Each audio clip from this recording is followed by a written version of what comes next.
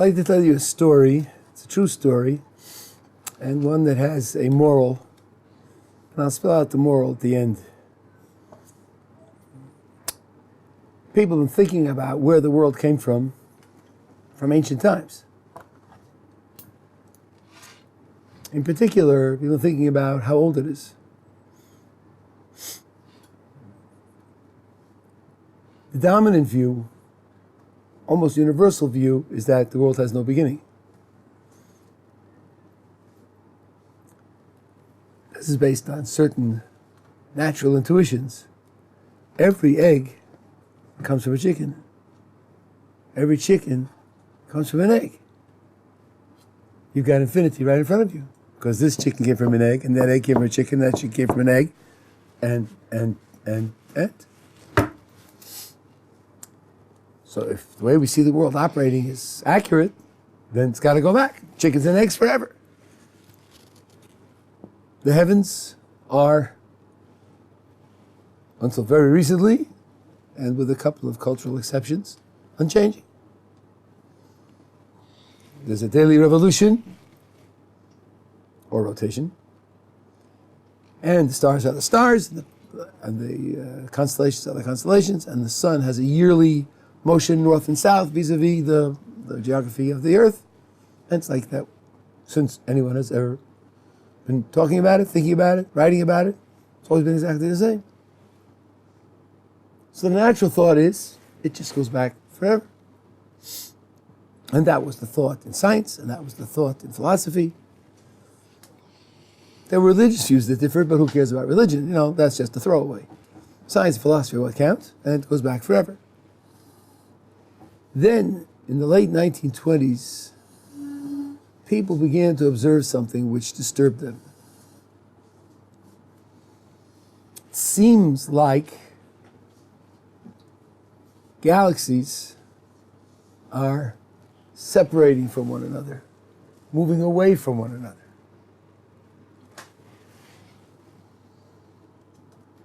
It seems like what we can see is expanding, getting bigger. Okay, run that in reverse. So what was it yesterday? Yesterday was smaller.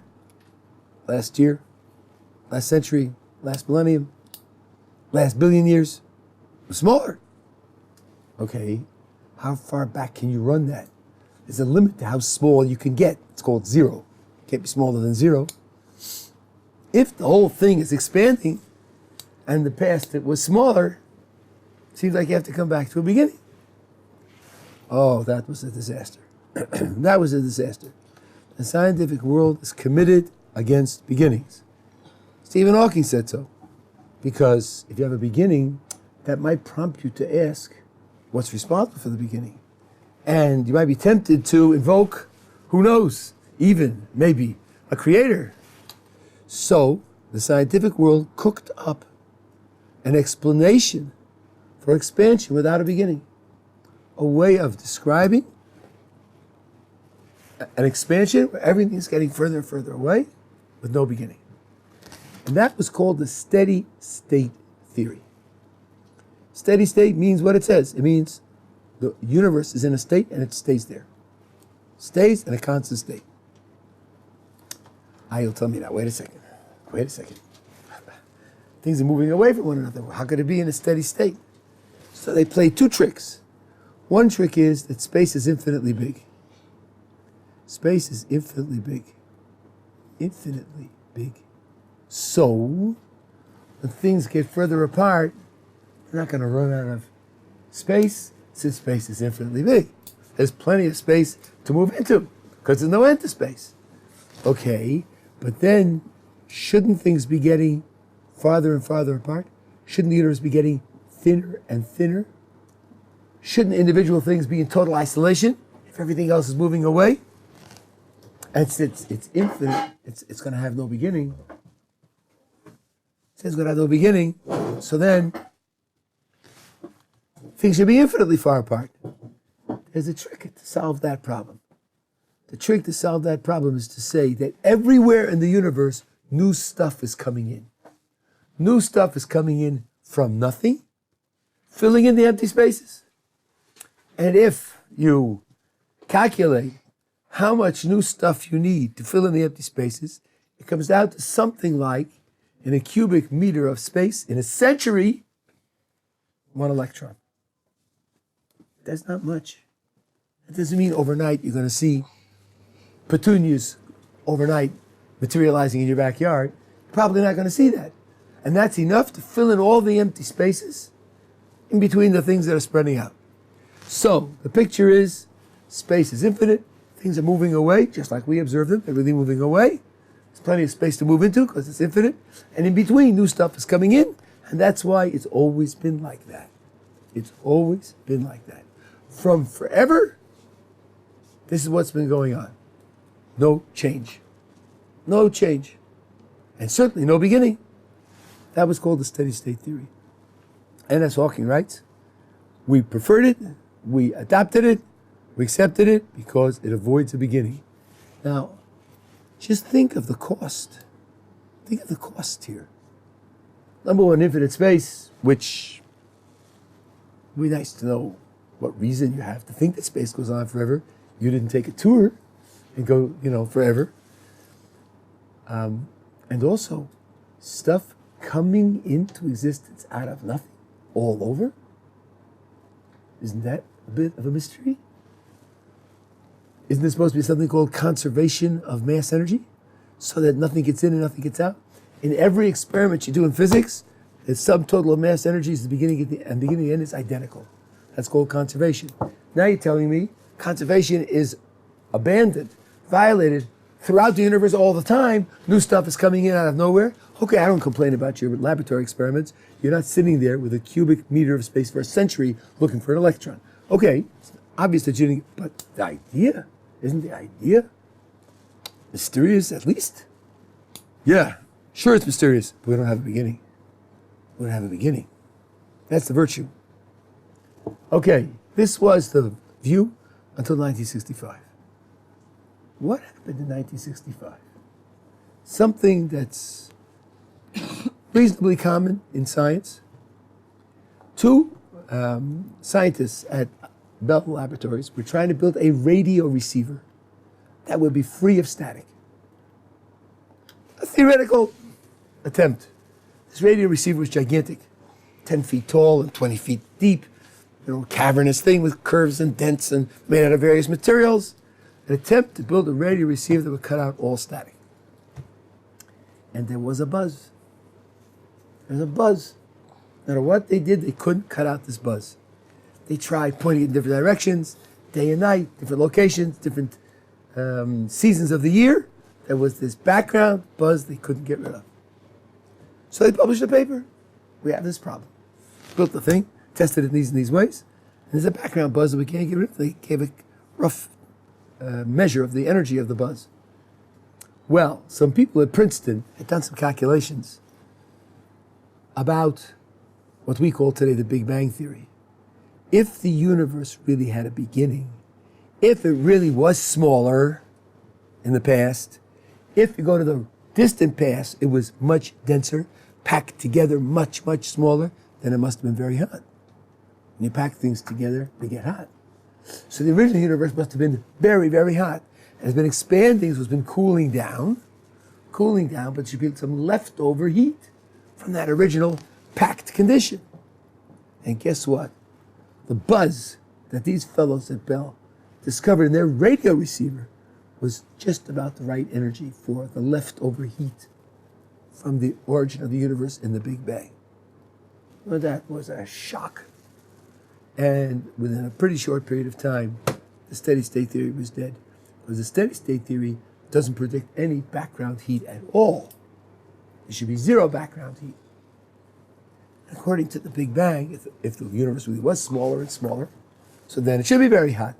Here you had a direct empirical finding which forced the decision between two theories and gave the nod to the theory of the Big Bang over and against the theory of steady state. In 1965, the idea that our universe has a beginning became the adopted theory.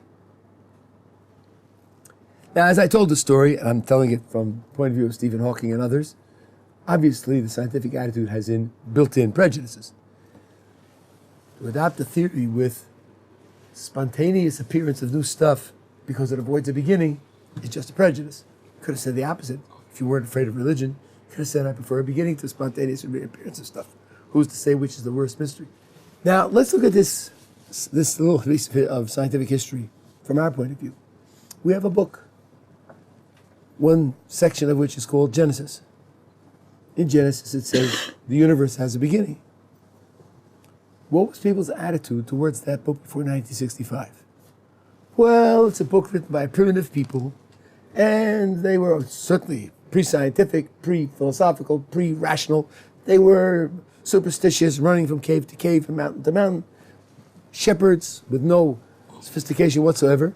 And they wrote a myth, to glorify their ancestors or to explain evil or all the psychological motivations you read about in history and anthropology and all the rest. All of a sudden, at least in qualitative terms, it turns out to be correct. That's a bit of a surprise. That ought to give us pause. How did they get something like that correct? By accident? Well, there are lots of other myths in the ancient world, and none of them got it right by accident. Maybe there's something more to this book than appears on the surface. I'm speaking now to the external critic who calls himself rational and open-minded and objective. I think this is a fact that he has to take into account. If this book got this right against the whole of philosophical and scientific opinion for thousands of years, it's not so easy to just dismiss it as something primitive. If you look at the book of Genesis, first chapter, you see the development of the universe. The development of life on this planet follows roughly the pattern that we expect. Plants are first, life arises in the seas, then spreads to the land, or at least appears on land. Human beings are last. Also follows the chronology that we see in the current scientific picture, which again, if you were dreaming it up, would you imagine that you would get all that right by chance? Sounds like it's unlikely. So I'm not using science to confirm the book. If science contradicted the book, I wouldn't be fazed by that because science has undergone so many changes, and this is just the latest change. I think it would be a tragedy, and I'm sure this happened many times. In 1960, someone scientifically educated said to a believing Jew, "You still accept Genesis? Surely you're jesting. Don't you know that the whole of the scientific and philosophical world has been against Genesis for thousands of years? What's the matter with you? Aren't you up to date? Are you so ignorant? You just got to be wrong. There's no chance that's right." And Jew, browbeaten, propagandized, says, "I guess you're right." He orders a cheeseburger, goes snorkeling on Shabbos, dies in 1964. 1 year before they all changed their minds. What a tragedy. Beaten up by the science of 1964, which in 1965 they take back. That's happened over and over again. So I think with that kind of distance, one has a little more caution and a little more space to take the latest scientific challenge with a certain calmness and not be overwhelmed, and with a thought that maybe in 10 or 20 years we'll get a different picture, and not to worry that we must be wrong because science says so. I'll give you another example. This is less well known. Oh, wait, this is all public knowledge, and I'm not saying anything esoteric here. Look up steady state on Google, and you'll see it. Until 1920, 25, the definition of science was to find causes for things that happen, because our world is cause and effect. And one consequence is that the world is deterministic. The world is a giant machine. It's a machine that operates on mechanical principles and makes everything happen the way it does. when Laplace gave his exposition of Newton, and the universe is just a big machine, Napoleon said to him, I see no mention of God in your description of the world. Laplace famously answered, I have no need of that hypothesis. I can explain everything without God. Everything works perfectly without God. Well, from our point of view, that's going to be problematic, because what about free will? Free will means I make my own decisions. It means that I'm not just pushed, pulled, shoved, squeezed, dragged along by the environment and forces of nature. There's a point at which I decide what's going to happen, and nothing before me, nothing outside of me determines that. That's our view, going back 3,300 years. And science was defined as cause and effect and determinism. So again, scientifically literate critic says, you guys are just out of it. You're out of it. You don't know what the world is. You think you're making decisions? You're nuts. There are different kinds of machines. There are washing machines, there are VCRs, and there are meat machines. You are a meat machine. You've got protoplasm up here. No? It's meat. But meat is just another machine. It's no better than a telephone system. And you're just a meat machine. Because everything's a machine. Because the world is deterministic. It works on cause and effect. Until quantum mechanics. Quantum mechanics has a different picture, a different story. According to quantum mechanics, there are some things that just happen. Nothing forces them to happen. Nothing causes them to happen. They just happen spontaneously. They just happen on their own.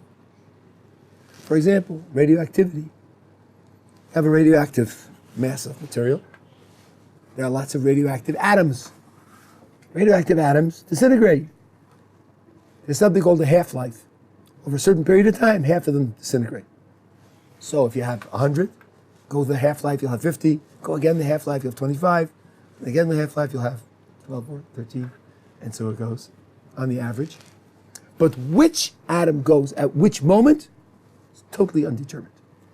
Not that we don't know enough to figure out why. The official story in quantum mechanics is it's undetermined. Nothing makes it happen at this instant rather than that instant. You have a nucleus of an atom. It's got in it protons and electrons, protons and neutrons, and all the stuff holding it together, gluons and all the rest of it. Bust it. Break it. Now those particles are free. Well, the neutrons have a rough time because they can't exist free, and they decay. They decay and disappear into protons, electrons, and neutrinos. How long does it take to decay?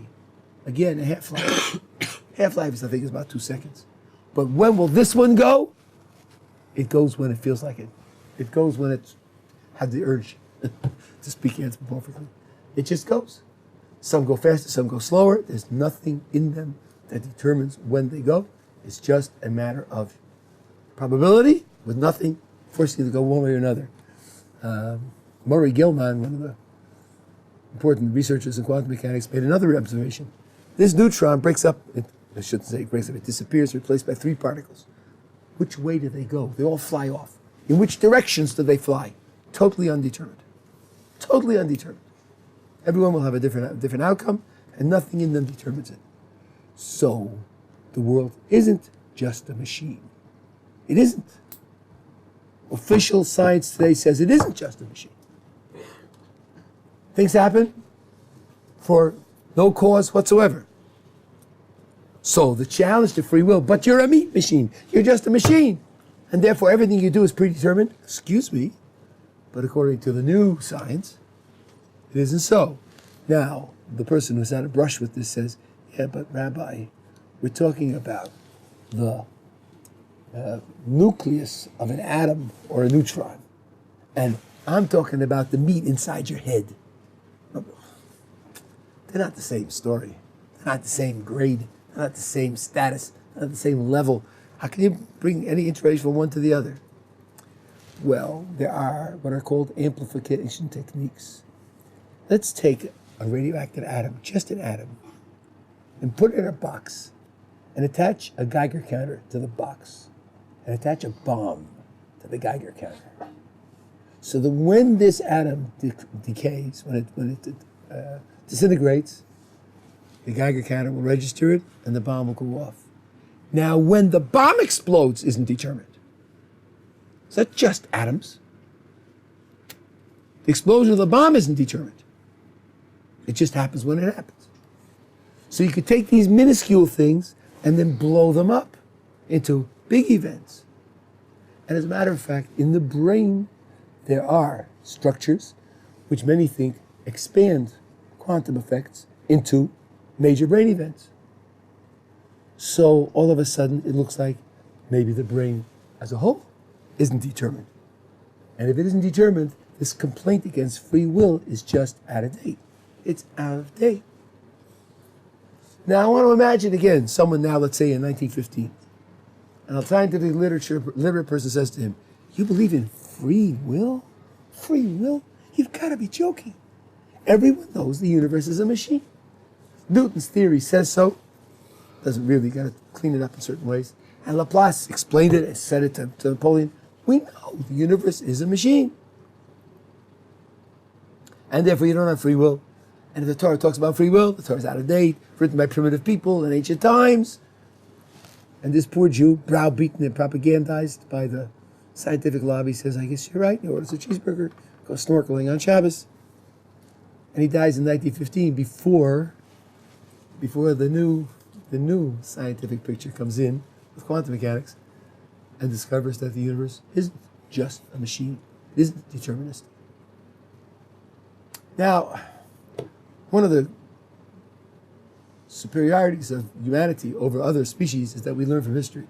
We don't repeat the same thing over and over and over again. If you think about these mistakes being made over and over again, after a while, you get to a point where you say, I don't want to go through this again.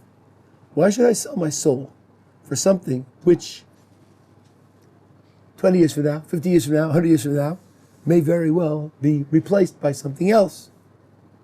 We've been through this before, and especially since you're dealing with deep theories that are very far removed from concrete experience, and that being the case, are certainly open to change, certainly open to revision. Studying a bit about the history of science and the philosophy of science gives you a little space to be more cautious and less manipulated by the latest scientific discovery, which indeed may not be correct.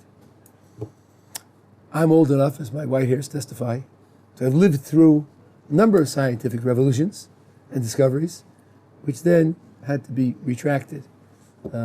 I remember the invention of margarine. Margarine was going to save the planet because, you see, margarine is fat made from plants. Animal fat is terrible. Animal fat clogs your arteries. Animal fat causes heart disease. But plant fat is ideal. It's going to be wonderful. And I went along with everybody else and bought margarine. 30-year studies show that margarine is no more healthy for you than butter. Maybe a little worse, because nobody knew about trans fat. Trans fat wasn't discovered yet. So the promise of margarine just over the long term didn't bear out. Now that's experimental science. That's not deep theory. And still, the promise wasn't borne out. If you study the history of these things and see the ways in which they evolve, as I say, I think you get a little space to receive the latest theory calmly and to question its longevity, to see how the details will play out. Does anybody here study biology? Some? A little bit. Okay, you've all heard of evolution. Have you heard of the term junk DNA? Junk DNA or DNA? Junk DNA. DNA?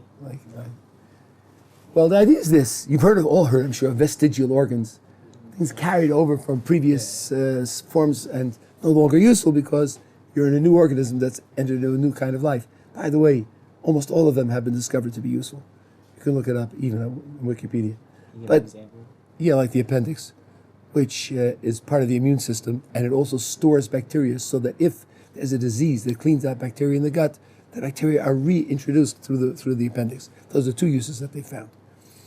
There may be others, but there are two uses. Same with the adenoids, which play a role in the immune system as well. When I was a kid, I had my tonsils out, and they took out the adenoids because they have no function. Everybody knows that. And they sometimes get infected. So while you're in there anyway, taking out the tonsils, take out the adenoids. They don't do that anymore because they've discovered the adenoids have a function. But junk DNA is a fabulous story. Have you heard the idea that we and chimpanzees share 98.6% of our genes? Yeah. Okay, let me tell you this story. This is a fabulous story. What is DNA for? Till very recently, Genes. So genetic. genes. And what are the genes for? To direct the creation of proteins. Right? The RNA reads the DNA and then goes to a molecular machine, the mitochondria, and creates proteins. And you live on proteins. Proteins carry out all of the functions in the cell. Turns out that only about 4% of the DNA codes for proteins. The rest does not code for proteins. 96% doesn't code for proteins. What's it doing there? It's junk. Junk DNA. Carried over from previous organisms, and the part that's really doing the job, the 4%, has evolved and changed and specified the ways in which the human being has to be constructed. And the rest of it is carried along, because that's what evolution does. Carries along the past and tinkers with it a little bit, makes a few changes and improves things. 96% junk. That was the official story in the 80s and in the 90s, up till about 15 years ago. By the way, the junk was really all over. Take a piece of DNA, one of the 4%, that codes for proteins. In between, there are little pieces that don't code, called interons. Little pieces that don't code. So here's how the coding process works. You want to hear about a kludge? This is a real kludge. The RNA comes and copies the stretch of DNA. Then the RNA breaks up into pieces. The little pieces that are non-coding drop out. The other pieces are sewed together, and then it goes to the machine to make the protein. Man, if that's not scratching your left ear with your right hand, I don't know what is. You have the coding part. The coding part has in it pieces that aren't coding. Take it out, pull it apart, drop out the pieces that aren't coding, stitch them back together, and then go and make the protein. What a messy, dumb system. Well, guess what they discovered? One stretch of DNA can code for 20 different proteins. The same stretch can code for 20 different proteins. How does it manage that? Well, the RNA copies the whole stretch, breaks up into pieces. The non-coding pieces drop out. The rest are stitched together in 20 different orders. 20 different orders of stitching. Get you 20 different proteins. And you know who dictates the order of stitching? The little pieces that dropped out. They are the code that determines how it should be stitched together. So the little pieces that dropped out aren't useless, are they? They perform a very useful function. They don't code, but they stitch together the pieces that code and give you one piece of DNA that codes for 20 proteins. Do you have a computer code that can do that? You have a stretch of computer code that plays 20 different functions? Probably not. Because human codes are limited. They're limited in their flexibility. But the DNA is gigantically more powerful than that. It means you have up to 20 times as much storage than you thought. If you thought a stretch codes for only one protein, then the information content is only one protein worth. If you can stitch together in different orders, you get 20 times as much information. Now the other parts of the 96% play other roles as well. For example, if you've studied chemistry, you know complicated molecules coil. They coil into a three-dimensional shape. The ability of the molecule to function depends upon its getting the right shape. There's a whole study. How do they do that? Since theoretically, if it's hundreds of bases long, or thousands of bases long, or millions of bases long, there are trillions of different possible combinations. It's a long story, but some of the pieces determine the three-dimensional shape so that the DNA can play the role that it has to play. So they're not non-functional. They're not junk. They're playing a role in making sure it coils correctly so it can do the job that it has to do.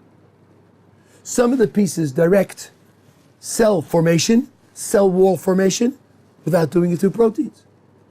The last estimate is that 80% of the DNA is chemically active.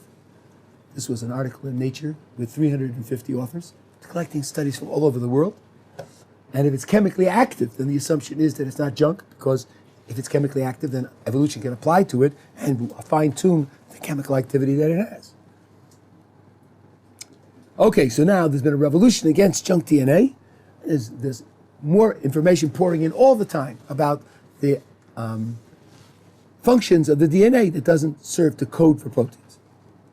Okay, now back to the chimpanzees. When they said humans and chimps share 98.6% of their genes, what were they looking at? I'm glad you're sitting down. I hope you're ready for this. They were looking only at the 4%. Because the rest of it is junk. So it doesn't matter. They were only looking at the 4%. Of the 4%, almost all of it is identical to what you have in chimpanzees. But if you take the whole DNA, the overlap is about 70%. Doesn't that change the picture a little bit? So here you have a prejudice based on a blind adherence to evolution, which causes you to ignore this 96%, which is wrong in terms of the DNA, and gives you, as an offshoot, a wrong picture of the relationship between humans and chimps. 70% still a good amount, though. Well, okay, now, as a matter of fact, all life shares. I think the overlap between human beings and yeast is about 40%. So I hope we're not going to think that 40% of our opinions and ideas in politics are about on the level of a yeast, right? But I will tell you now, I'll give you another moral from this kind of investigation, which is quite important. Let's go back to the fantasy that we and the chimps share 98.6. What should we conclude from that? Now I'm doing a little bit of logic and philosophy. What should we conclude from that? Here's a natural thought. Listen, 98.6 is a number. It's a precise number down to tenths. It's scientific. So that's real. That's real, that's true, that's absolute. So we are, in fact, 98.6% chimpanzees, and there's really almost nothing of interest that distinguishes us from chimpanzees. Some people took it that way. Isn't there another point of view? Isn't there another point of view which says, look, open your eyes. The differences between us and chimpanzees are vast, vast. Okay, we both have opposed thumbs. Correct. We both breathe and we both eat. That's right. We both have, chimpanzees can sometimes walk on their hind legs for short distances. But math and music and technology and world scale social organization and philosophy and morality and speech, don't give me Washoe. Washoe learned about a couple of hundred signs, could never distinguish between A, B, and BA, or he could never learn the significance of order. Right? Washoe didn't have the vocabulary of a 9-month-old. Our kids started speaking at 6 months. So the differences are vast. So if you're looking at the 98.6%, another point of view is, guess what? Surprise, surprise. 1.4% difference in genes can make a gigantic difference in the organism. Don't use the 98.6% to blind you to the obvious differences. The mystery then will be, how could it be that a very small genetic difference could produce such a gigantic difference in output? Okay, and there are some answers to that. There's some answers to that. Regulatory genes, which have a gross impact on the development of the organism, not just tiny impact. But the overwhelming response was, then we're just fancy chimpanzees. And that's totally unjustified. And when you think of the differences, the discovery of genes is what has to be questioned, not the differences between human beings and chimpanzees. They're obvious, they're undeniable, they're right in front of you. They're on the table. And now that we know that the differences are vast, not just 1.4, because the 1.4 was only the 4% of coding DNA. The rest of it wasn't even taken into account. So what you have is a scientific prejudice built on a scientific prejudice, arriving at a totally unjustified conclusion. If you've lived through enough of these, then, by the way, you're aware of the revolution that took place in chemistry about 3 months ago? No. This is unbelievable. We live in a world of substances that are chemical compounds. Yeah. We have some elements, but most of it's compounds. What determines what compounds you can make and what compounds you can't? How do you know which combinations of atoms will fit together into stable molecules and which ones won't? Well, there's a rule. Atoms come, at least theoretically, with shells in which electrons can be placed. And they go 2, 4, 8, 16, 32. And when you put atoms together, they like to fill the shells. And they do that by sharing electrons. So let's suppose you got an atom with 6 electrons, another atom with 2 electrons. If they come together and share it, you get a shared 8 shell, and an 8 shell is full. And that will be a stable compound. If you don't fill the shells, they're not stable. That's chemistry for 100 years. And we do this in the laboratory, and we have all these substances which follow that rule. Some can have 18. Right? But then they're not as stable. They themselves are looking to combine with others so that they become stable. And you can have atoms with 18. They're talking about making a stable compound with other atoms, make a molecule. You can because the number of protons goes up and the electrons go up with the protons. You can have an atom of any number of electrons. But when you make compounds out of atoms, then what they want to do is combine in such a way, or with the numbers of them, so that they'll make a completed shell. That's why H2O works. H2O2 is very, very rare and it's not as stable. Heavy water. Okay, somebody at Stony Brook decided to try an experiment based on some theoretical analysis he did. He decided to make compounds under heavy pressure. 200,000 atmospheres of pressure, which he says is trivial. In the laboratory, there's nothing to it. At the center of the Earth, you have 5.6 million. 200,000 in the laboratory, it's an everyday thing. So he started to make compounds. Guess what? He made compounds that up until then were regarded as chemically impossible. Okay, you say, but look, he created special conditions. Under special conditions, anything can happen. Right. And after he made the compounds, he removed the pressure, and they're stable. They're stable in our world. NaCl is salt, right?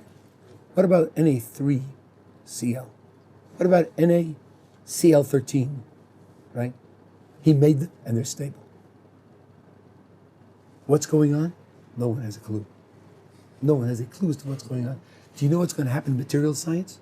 Material science is going to go berserk because there are all these new stable compounds that you can make, and they all have properties that have to be investigated. Who knows what they can do for you? Did anybody expect a revolution in chemistry in the 21st century? Chemistry is old stuff. It's laboratory science. It's been confirmed thousands and thousands of times by repetition under the best scientific conditions, except nobody tried 200,000 atmospheres of pressure. So again, when people try to tell me science has got it wrapped up, science understands science, yeah, isn't that weird? You can look them up. Just Google it. So, how much do we really understand about what's going on? Now, you all heard of dark matter and dark energy? Well, you have galaxies that rotate. Galaxies that rotate. Now, rotating things have a tendency to fly off. You take a ball, put it on a long string, and fly it around your head, and then cut the string. What's it going to do? It's going to go off in a straight line at a tangent, right? If it keeps going around your head, something's got to be holding it in. So you got these galaxies with only 100 billion stars, and they're going round and round. And the stars aren't flying away. What's holding them? So you say, gravity. Good. That's a good suggestion. They did some calculations. Guess what? There's not enough gravity to hold them. Take all the stars in the galaxy, compute the gravity. It's not enough gravity to hold them. So they ought to be flying off. Why aren't they flying off? There's got to be other stuff there holding them that we can't see. Otherwise, they'd be flying off. Unless you want to say the laws of nature don't apply, but that's even worse. Okay, so there's got to be stuff there holding them together.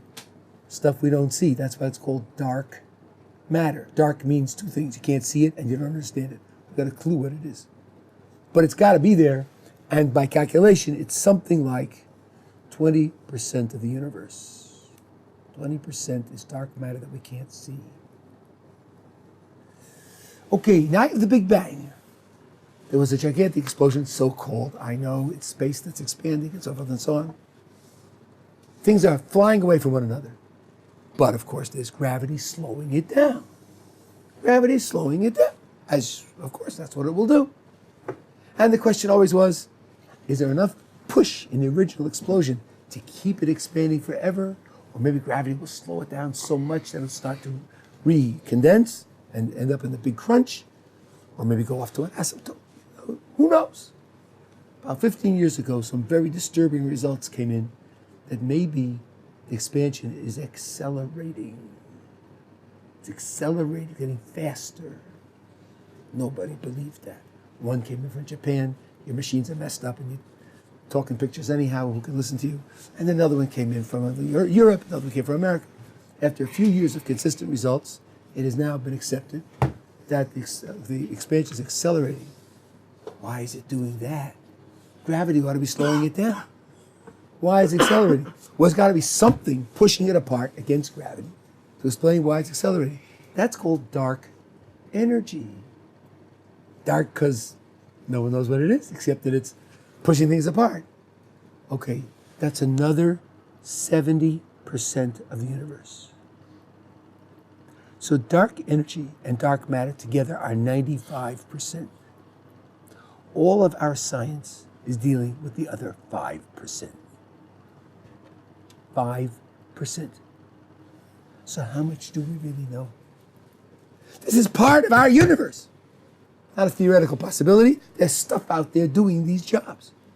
Maybe some of the problems that we have in science are due to the fact that we're only dealing with 5% of the picture, like the fact that quantum mechanics and relativity contradict one another, because we're only seeing 5% of the picture. Who could say no?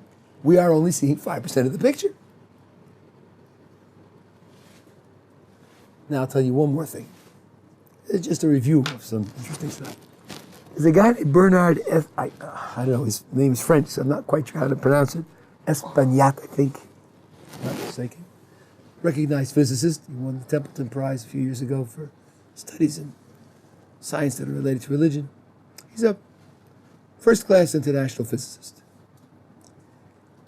He has what he calls the veiled reality hypothesis. Hypothesis of a veiled, covered, hidden reality. A lot of it's too technical for me to understand, but one argument that he used I can't understand. Let's go back to that free neutron. That neutron is floating there in space and enjoys that existence for about a second or two, and then decays. It decays into a proton, electron, and a neutrino. 3 other particles. Every time. It happens every time. This has been tried over and over again. It always happens. Why is that?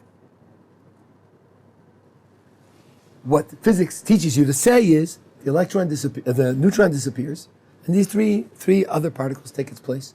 There's no evidence that the neutron is like a bag and has these others inside it. There's no evidence to that.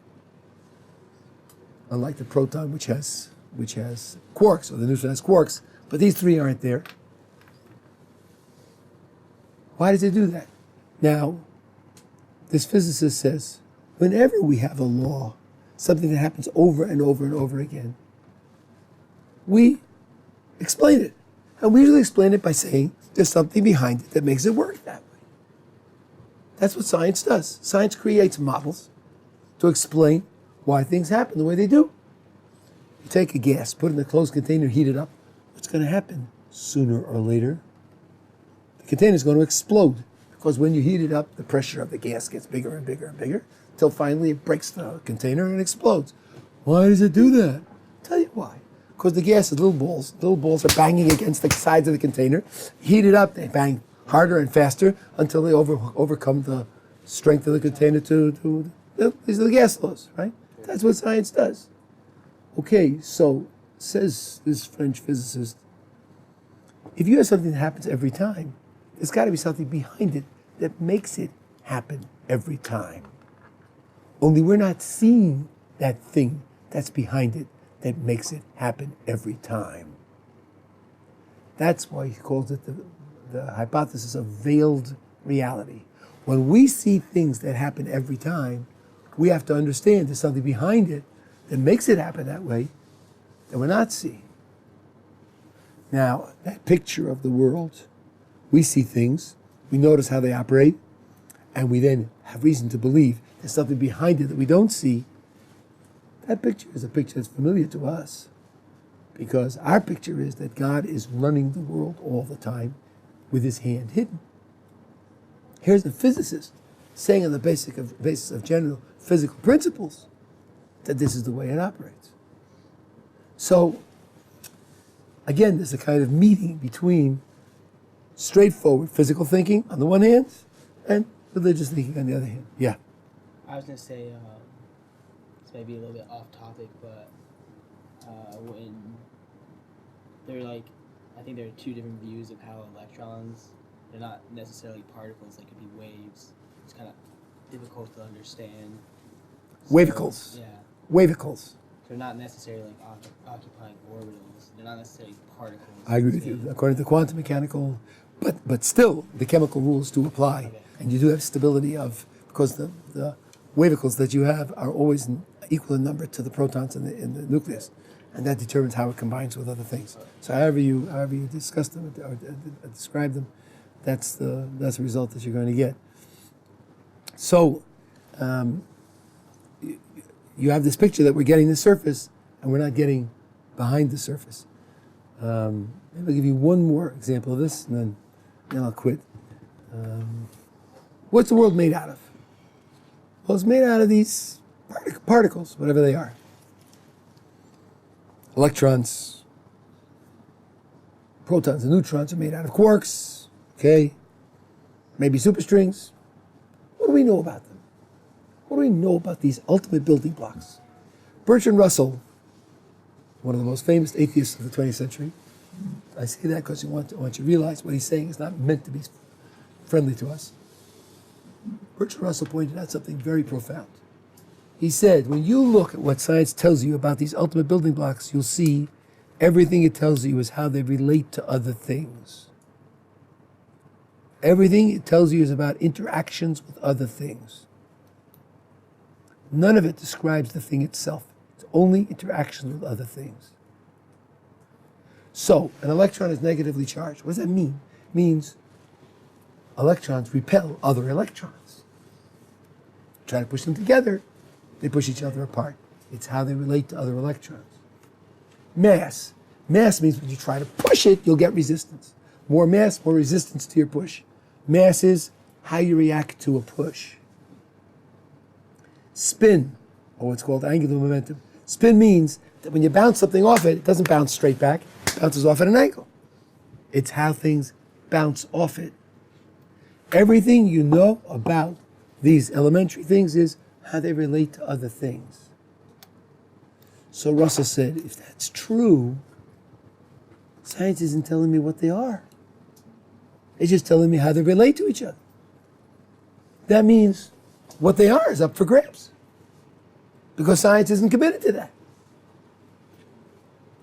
And then he followed it up with a very radical thought, which was picked up again by David Chalmers in our times. He said, we do have this terrible problem about how a collection of particles, which is your brain, can think and experience. We've been talking about that for a few days. But there is this problem, how it can think and experience. Maybe we could solve that. Maybe elementary particles are thoughts. They are thoughts. And thought is everywhere. It's called panpsychism. Psyche is everywhere. Electron is just a very dull thought. Negative charge, negative charge, negative charge. This mass, this mass, this mass, this spin, this spin, this spin. It's a very dull thought. Every particle is just a very dull thought. that put together a quadrillion particles.